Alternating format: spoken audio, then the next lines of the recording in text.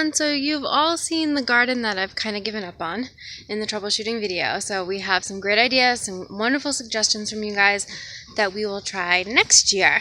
This year it's just a lost cause. There's not much left in the season, so to even implement some of the stuff ain't gonna work. But I did want to show you something that is really awesome in our garden. It's our Bee Balm. So let me explain to you the plant and show it to you and give you some ideas on how to use it.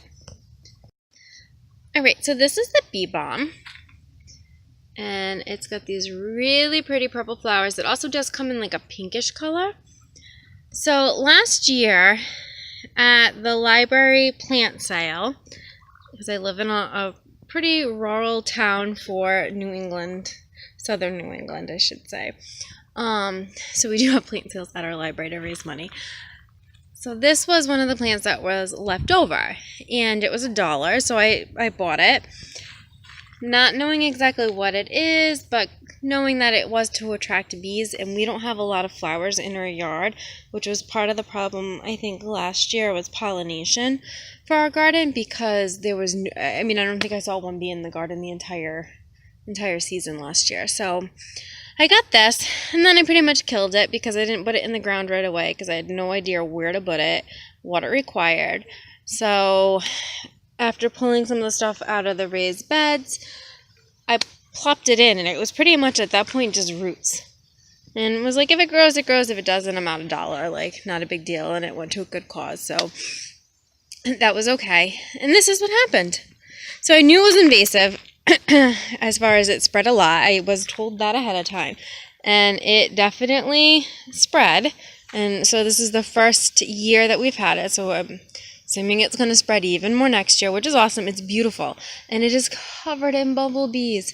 It's a little cool today, so there's not as many, but usually almost every flower has a bumblebee on it, which is making me so excited because we need to do something about the bees, especially honeybees. I mean, there's just not enough food for them. People are using pesticides and killing them off. We eventually do want to raise bees for honey, but it is a big investment. It's a lot of time and a lot of money. So we're not there yet. We're hoping maybe at some point next year, but I do want to take a class. They have bee school here where you can learn about them.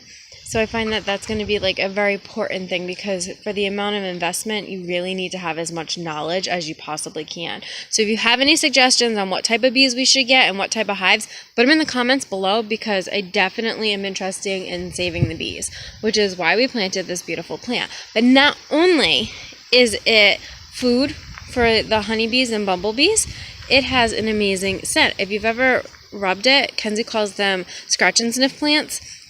They have a beautiful smell, and I knew when the leaves started coming up that I had to do something with it, that it needed to be more than just a bee attraction in our garden. So upon further research, these leaves, you can make teas out of them, you can put them in your baking.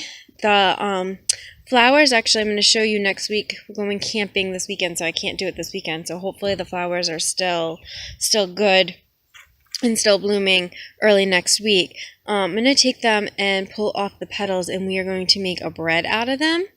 So I think that's going to be fun. I really find that, like, I'm interested in plants that have multi-uses. So we can make teas, we can make cold medicine out of it. It supposedly helps with anxiety. There's so many things that this plant can be used for.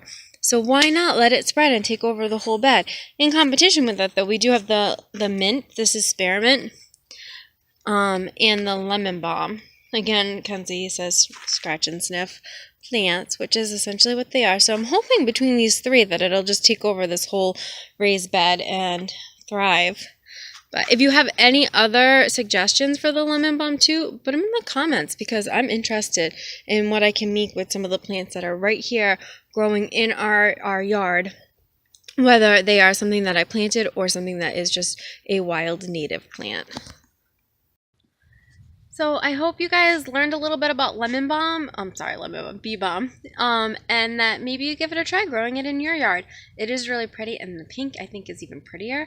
I didn't know what color I was buying when I bought it, because remember I said it was just this little teeny tiny plant in a pot. But it's awesome. So let me know in the descriptions anything else I can make with it, and any suggestions on keeping bees, because I'm all about saving the bees. So any plants too that you recommend that I plant that will really attract them would be awesome. Thanks guys. Have a blessed day.